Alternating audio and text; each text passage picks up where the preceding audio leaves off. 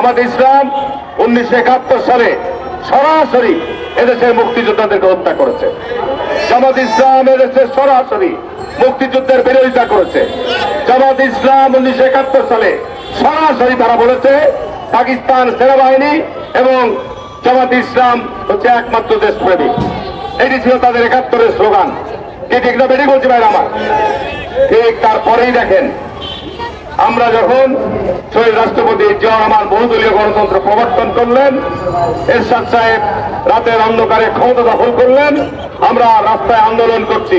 সমস্ত রাজনৈতিক দল আন্দোলনের এক পর্যায়ে আন্দোলনের পিঠে ছুরিকাঘাত করে যারা ঘোষণা দিলেন যে এরশাদের উপরে যারা যাবে তারা জাতীয় বেঈমান। কি এরশাদের সাথে নির্বাচনে চলে যায়নি? কি আমরা গেছিলাম? আমরা যাইনি বলে দেশে গণতন্ত্র ফিরিয়ে এনেছিলাম।